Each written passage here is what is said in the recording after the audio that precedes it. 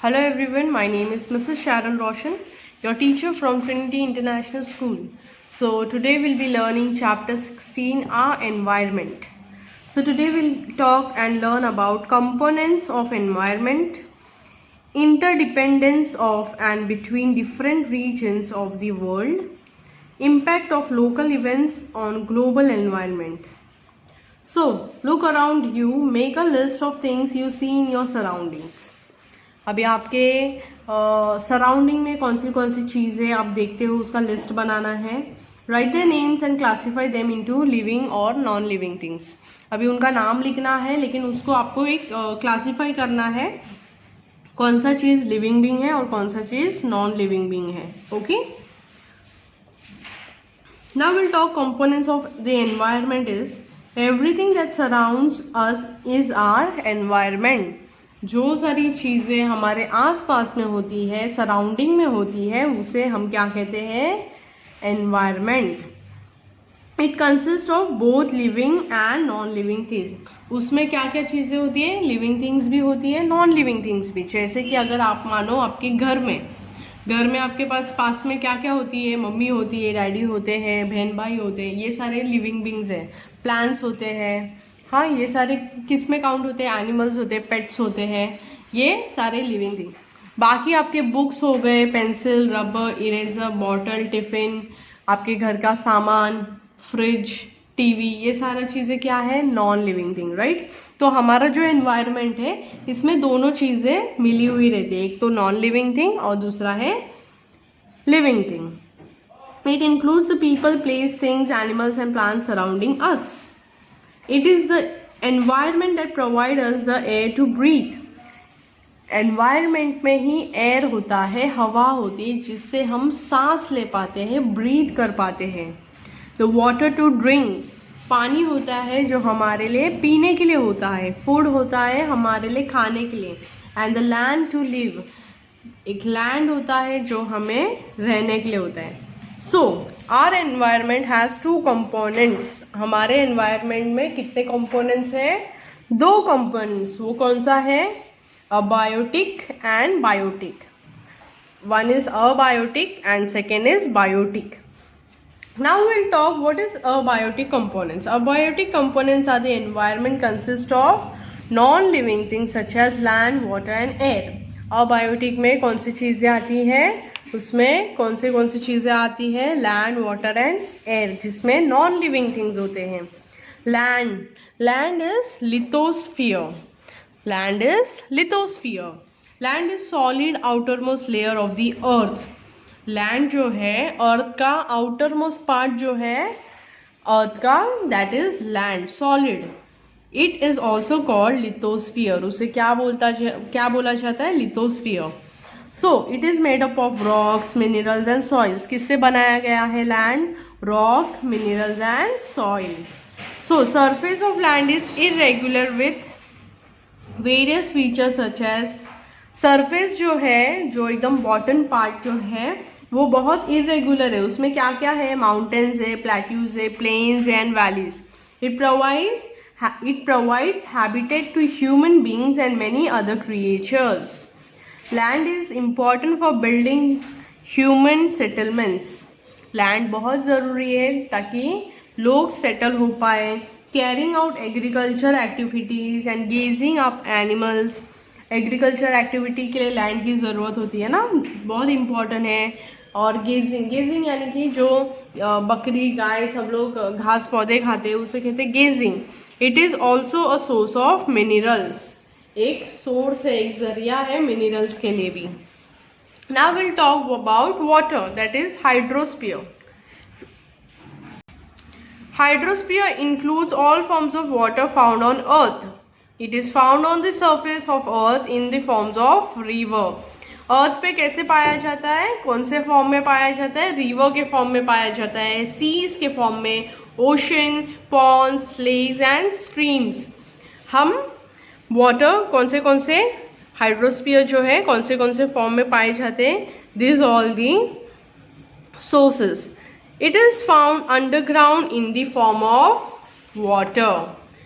It is formed underground in the form of groundwater. That we get from wells and tube wells. वो कहाँ से मिलते हैं हमें? वेल्स में से और ट्यूब वेल्स।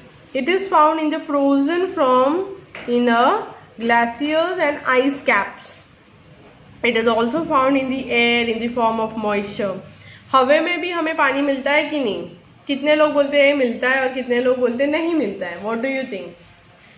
हवा में भी पानी होता है क्योंकि उसमें मॉइस्चर होता है। मॉइस्चर की वजह से कई बार बारिश होती है ना, ज़्यादा अगर बादल में पानी होता है, जब हवा में पानी होता है, गीला गीला फील होता है, आपको चिपचिपा फील होता है, दैट मीन्स कि हवा में मॉइस्चर है। Water is essential for human beings, animals and plants. Water जो है वो बहुत ज़्यादा इम्पोर्टेंट है किसके लिए? फर्स्ट ऑफ ऑल तो ह्यूमन बींग्स, हमारे लिए और आपके लिए, एनिमल्स के लिए, प्लांट्स के लिए बहुत इंपॉर्टेंट है water. Now will talk about the air, atmosphere. It is atmosphere. तो atmosphere is the thin layer of air that surrounds on the earth. एक थिन लेयर, पतला सा लेयर होता है जो अर्थ के यहाँ पे सराउंड होता है, that is atmosphere. It is mainly composed of two gases, oxygen, 21% of nitrogen, 78% other gases like carbon dioxide, hydrogen and helium are present in similar quantities. It also contains dust and water vapor. Its outer layer called the ozone layer protects the earth from the sun's harmful ultraviolet rays. The atmosphere also traps the necessary heat from the sun to keep the earth warm. The changes in the atmosphere produce changes in the weather and climate. So, biotic components. What is biotic components? Biotic components of environment consist of all living things like plants, animals and human beings. Now, biosphere. Now we'll talk about the biosphere. Biosphere is a part of the earth where land and water and air interact with each other, support life. अभी ये तीनों मिला के जब add होते हैं, interact होते हैं, एक दूसरे से टकराते हैं, मिल जाते हैं, वो पूरे चीज को हम कहते हैं biosphere. Biosphere includes all the life forms on earth. Biospheres में ऑल लाइफ, हर प्रकार के लाइफ फॉर्म्स इंक्लूड होते हैं जो अर्थ पे हैं। It includes insects, plants, birds, animals and humans. All the components of environment, whether biotic or abiotic, are independent on each other. Now we'll talk about the interdependence of and between different regions of the world. अभी interdependence means dependence, यानी कि हम किसी पे dependent हैं, of people and each other of certain things. हम कोई ना कोई किसी ना किसी पे डिपेंडेंट है या नहीं? What do you think? The dependence could be on families, towns or even on our countries. Dependence depend करता है कि क्या है, वो शायद फैमिली पे भी डिपेंड करता है या हमारे टाउन्स या फिर country. For example, we need food to survive but most of us do not grow our own food. अभी समझो, हम बहुत बार लोग क्या कहते हैं, हम तो कमाते हैं, हम इंडिपेंडेंट हैं, हम किसी पे डिपेंडेंट नहीं है। लेकिन आपको क्या लगता है, आप खुद का खाना खुद उगाते हो क्या? कहीं ना कहीं आप फार्मर पे डिपेंडेंट हो ना, फिर फार्मर शॉपकीपर को बेचेगा, फिर शॉपकीपर आपको बेचेगा, तो आप तो किस पे डिपेंडेंट हो गए? शॉपकीपर पे डिपेंडेंट हो गए कि वो बेचेगा तब जाके मैं खरीदूंगा। तो हाँ, आप कैसे बोल सकते हो कि आप इंडिपेंडेंट हो? आप किसी ना किसी पे डिपेंडेंट जरूर हो, right? For example, we need food to survive, right? और हम अपना खाना खुद नहीं उगाते हैं, we buy it from the market. Farmers who grows crops and keep it livestock supply food to the markets. The farmer in turn buy the things they need to run their families like tractors, seeds and fertilizer from the markets. देखा, जो मैंने आपको example दिया वही already इसमें लिखा हुआ है कि हम फार्मर्स पे डिपेंड रहते हैं, फिर फार्मर्स मार्केट्स में बेचते हैं, मार्केट्स में आता है तब जाके हम मार्केट से खरीदते हैं, और फिर फार्मर को जो पैसा मिलता है वो भी क्या खरीदता है? ट्रैक्टर खरीदता है, सीड्स खरीदता है, फर्टिलाइजर मार्केट्स में से खरीदता है, वो भी उस सारे चीज़ों पे डिपेंडेंट होते हैं।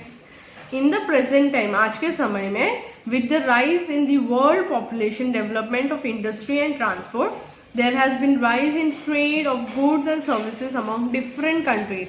अभी इतना बड़ा पॉपुलेशन, इतना ज़्यादा आबादी में ट्रांसपोर्टेशन काफ़ी ज़्यादा होता है, तो इसके वजह से बहुत सारे अलग अलग कंट्रीज़ में भी हमारा जो फार्मिंग किया हुआ गुड्स एंड सर्विस किया जाता है। This has created a situation of a global interdependence where people living in different countries are dependent on each other for their different needs. इसके वजह से हम अभी यहाँ से वहाँ तक भी पहुँचा देते हैं। अगर समझो यहाँ का राइस है, अभी समझो एग्जाम्पल, अगर नालासोपारा ईस्ट में राइस उग रहा है तो हम वेस्ट में भी देते हैं, वसई में भी देते हैं, विरार में भी देते हैं। फॉर एग्जाम्पल मैं आपको बता रही हूँ। और अभी इसी के वजह से क्या होता है कि डिफरेंट जगह के लोग डिपेंडेंट हो जाते हैं कि हाँ वहाँ से राइस आएगा तो हमें मिलेगा, हम खाएंगे, राइट। तो इसके वजह से ट्रांसपोर्टेशन बहुत ज़्यादा अच्छा होने के वजह से व्हाट इज हैपन कि दूसरे स्टेट्स के लोग, दूसरे कंट्री के लोग एक दूसरे पे डिपेंडेंट हो चुके हैं। For example, some crops grow better in certain areas. अभी कई बार क्या होता है, कई जगह पे बहुत ज़्यादा अच्छे से क्रॉप्स ग्रो होते हैं तो कहीं पे नहीं होते हैं, right. Rice grow very well in India and south east Asia. Many countries buy rice from India to meet their needs. बहुत सारे कंट्रीज इंडिया से राइस खरीदती है ताकि उनका ज़रूरतें पूरी हो जाए। India in return is heavily dependent on import of crude oil, machine and electronic goods from the other countries. Now, the United States of America has some of the biggest IT information technology companies in the world. To make these companies run successfully, they need people with knowledge in this field. So they hire talented people from different countries. This is also an example of interdependence. अभी देखो, America में IT का बहुत बड़ा company है, information technology companies. इसमें भी इसे रन करने के लिए, इसे चलाने के लिए या इसे सक्सेसफुली बनाने के लिए उनको भी बहुत सारे लोग लगते हैं जो काफ़ी ज़्यादा टैलेंटेड होते हैं, नॉलेज उनके पास होता है इस फील्ड का। मतलब इस फील्ड का जो नॉलेज होता है उनको बहुत सारे लोग लगते हैं, लेकिन काफ़ी अलग अलग जगह के लोग उनको लगते हैं। तो इसमें भी यही हो गया कि वो लोग अलग अलग लोगों के, अलग अलग कंट्री के, देश के लोगों पे डिपेंडेंट है, right. Now, impact of local events on global events. Earlier the impact of human action was only limited to the local areas. However now human action are causing concern globally. The pollution caused by one country not only affects itself but also other countries of the world. क्या होता है कि जो भी pollution होता है, जो भी नुकसान होता है, ये सिर्फ हमारे कंट्री के लोगों को भोगना नहीं पड़ता है, हमारे लोगों को ही सिर्फ सफ़र नहीं करना पड़ता है, बल्कि बाकी के साइड में जितने कंट्रीज है सबको पोल्यूशन सफ़र करना पड़ता है। Excessive burning of fossil fuels, deforestation and use of poisonous chemicals to increase agriculture production. कई बार अभी एग्रीकल्चर को बढ़ाने के लिए भी बहुत सारा केमिकल्स, पॉइजनस गैसेस यूज़ किए जाते हैं। इन various countries damaging the natural environment. बहुत सारी कंट्री में नेचुरल एनवायरनमेंट है उसे डैमेज किया जा रहा है। Global warming and ozone depletion are two important impacts of local events on a global environment. Now we'll talk about the global warming. Global warming is a term used to describe the gradual rise of average temperature on Earth. During the past century, due to the global warming, the temperature at atmosphere has risen by 1.1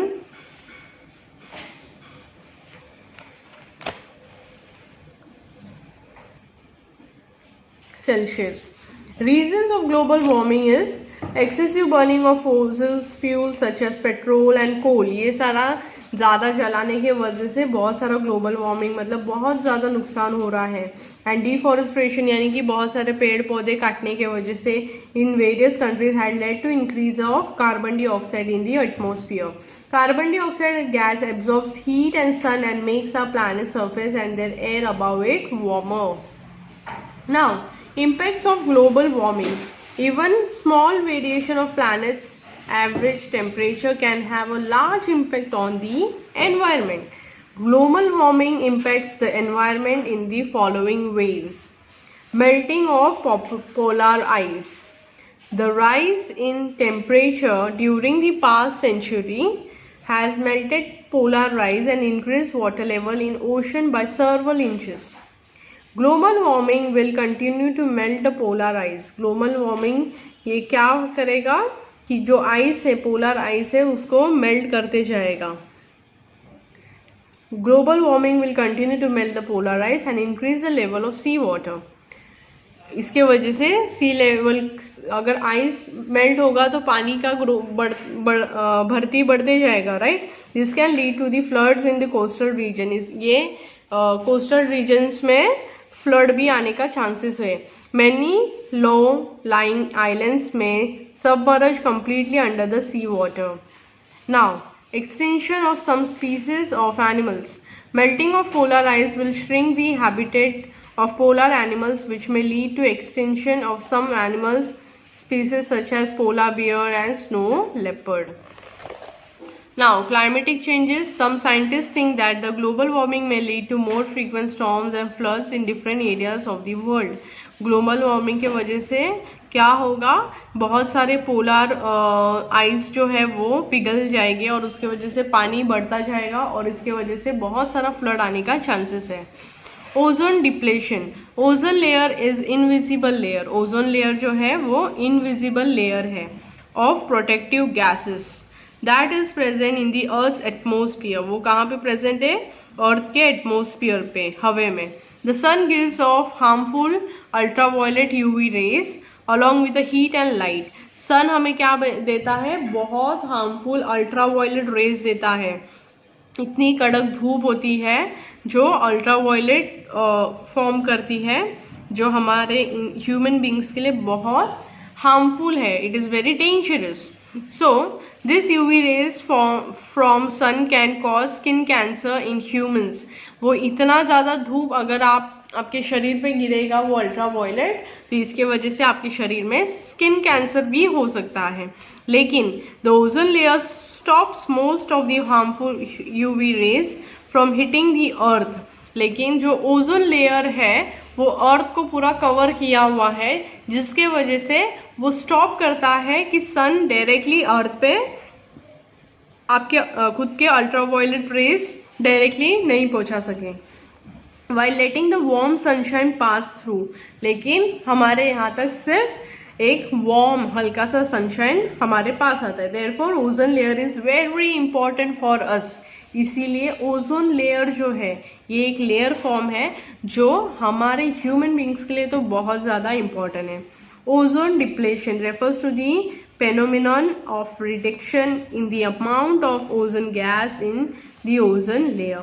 Depletion of the ozone layers allow ultraviolet UV rays to reach Earth and cause harm to living organism.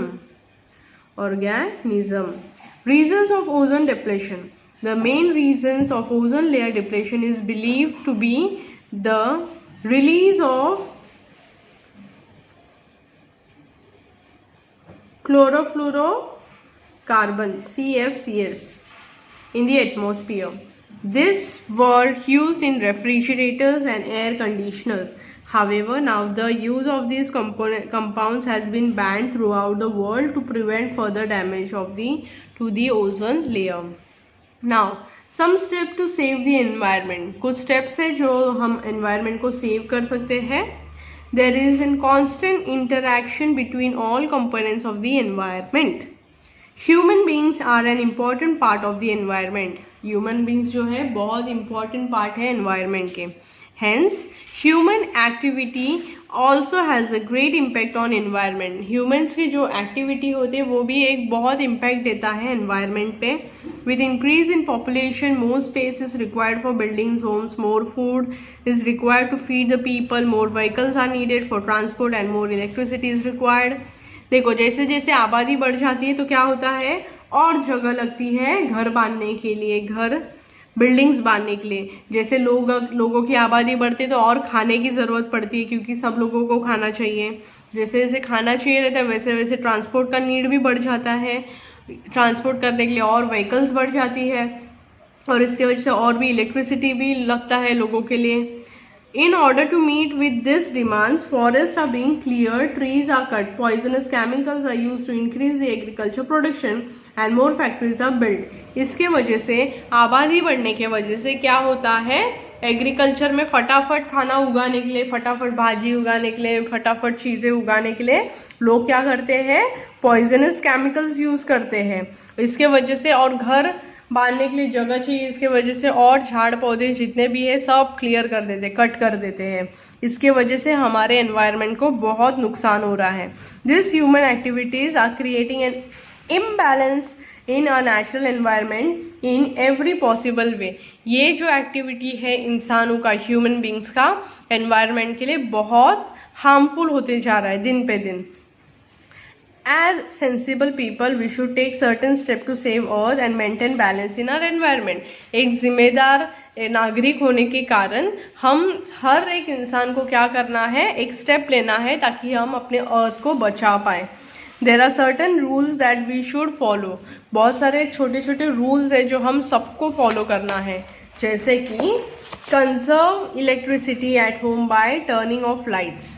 देखो, आप घर में जब light use नहीं कर रहे हो बेमतलब का, मतलब अगर हॉल में बैठे हो, किचन का लाइट चालू है, बेडरूम का लाइट चालू है, बाथरूम का लाइट चालू है, ये जब अगर यूज़ नहीं कर रहे हो तो आप प्लीज़ आपके लाइट्स जो है ऑफ कीजिए। Computers and electric appliances when not in use. बाकी सारी चीज़ें भी होती है, कंप्यूटर्स चालू होते हैं, फैन चालू हो जाता है, कुछ ना कुछ चालू रहता है जो आपको यूज़ नहीं कर रहे हैं तो आपको बंद करना है। Limit use of vehicles by using public transportation, cycling और वॉकिंग। आपके खुद के व्हीकल्स, अभी ऐसा हो गया है कि सब लोग अपने अपना खुद का गाड़ी खरीदने लगे, खुद के 2 व्हीलर्स, खुद के 4 व्हीलर्स। इसके वजह से क्या हो रहा है, ट्रांसपोर्टेशन और भी मतलब इसका जो धुआं आता है वो बहुत ज़्यादा एयर पोल्यूशन फैला रहा है। इसके बदले हम क्या कर सकते हैं, साइकिल यूज़ कर सकते हैं या फिर चलना प्रीफर कर रहे हैं, चल के जाने का, यहाँ वहाँ जैसे पहले के लोग जाते थे। या फिर आप पब्लिक ट्रांसपोर्टेशन, मतलब पब्लिक ट्रांसपोर्टेशन जैसे कि ऑटो रिक्शा, ट्रेन, बसेस, जो पब्लिक ट्रांसपोर्टेशन है वो यूज़ कीजिए। Avoid burning leaves, trash and other materials. बाकी पत्ते जलाते हैं, प्लास्टिक जलाते हैं, ये भी आपको जलाना वलाना बहुत अवॉइड करना है। Stop cutting of trees and forest. Plant more trees and take care of ones already present around us. Use liquefied petroleum gas (LPG) for cooking food instead of using wood as a fuel. Drive our vehicles on clean fuel like compressed natural gas (CNG) instead of petrol and diesel to reduce air pollution. Do not throw waste materials or garbage into rivers or other water bodies. आपके waste materials जो है, कई बार क्या होता है कि plastics, garlands, अभी जो हार होते हैं, गार्लेंड्स होते हैं भगवान को जो चढ़ाया जाता है, बहुत सारे लोग मानते हैं कि उसे दरिया में फेंकना चाहिए। लेकिन अगर उसे फेंकना ही है तो आप डायरेक्टली हार फेंक सकते हो या फिर पेपर में लिपट कर उसको फेंक सकते हो, क्योंकि पेपर ये कैसा पेपर फट के उसका वैनिश हो जाता है। लेकिन प्लास्टिक जो है वो कंज्यूम होके पानी में ऐसे ही रहता है। इसके वजह से फिश लोग भी वो प्लास्टिक खाते हैं, जिसके वजह से फिश के लिए तो नुकसान है ही और हम ह्यूमन बींग्स के लिए भी आगे जाके वो पानी नुकसानदायक ठहरता है। Do not throw waste materials और garbage into river. Avoid use of plastic bags which are a serious threat to environment. Use paper और cloth bags instead. अभी बीच में भी गवर्नमेंट ने रूल निकाला था कि प्लास्टिक टोटली बैन किया जाएगा, लेकिन फिर भी ये कुछ हद तक चला और फिर वापस से बंद हो गया और अभी फिर से प्लास्टिक नॉर्मल टाइम पे आ गया। मतलब उस टाइम पे कैसे किया गया था कि फाइन लगाया था, कि शॉपकीपर्स को ही फाइन लगाया था कि अगर तुम प्लास्टिक दोगे तो तुमको फाइन मिलेगा। तभी फिर सब लोग ने क्लॉथ के बैग्स यूज़ करना स्टार्ट किए, पेपर के बैग्स यूज़ करना से। लेकिन पहले के समय में जब हम पेपर और क्लॉथ बैग यूज़ करते थे तो बहुत सारी चीज़ें थे जो हम खुद घर में बनाते थे, जिसके वजह से हमें प्लास्टिक से कुछ लाने की ज़रूरत नहीं पड़ती थी। अभी ऐसे बहुत सारी चीज़ें हैं जो हम खरीद के लाते हैं तो वो हम ला नहीं पाते हैं प्लास्टिक। और जैसे कि सम्मानो कि अगर तुमको दूध खरीदना है तो तुम क्या प्लास्टिक पेपर बैग में भी उसे नहीं ला सकते, ना तो तुम कपड़े के बैग में ला सकते। इसके लिए तो प्लास्टिक की ज़रूरत पड़ेगी। या तो आपको आपका बॉटल कैरी करना पड़ेगा, वो भी प्लास्टिक का हो जाता है। फिर इसमें बहुत सारे प्रोज एंड कॉन्स है, प्लस एंड माइनस है। तो अभी के समय में प्लास्टिक बंद करना बहुत डिफ़िकल्ट हो जाता है, लेकिन जो चीज़ें हम कपड़े के बैग में ला सकते हैं, जो चीज़ें हम पेपर के बैग में ला सकते हैं, वो तो कर ही सकते हैं। जो चीज़ नहीं पॉसिबल होती उसके लिए ठीक है, लेकिन जो चीज़ें पॉसिबल है वो भी हम आज भी अवॉइड नहीं कर पाते। रेड्यूसिंग, क्योंकि हैबिट हो चुका है। Reducing pollution is important for the survival of our environment and the health and well-being of the life that it supports. We are responsible human beings should help protect the environment as it will ultimately affect our lives on earth.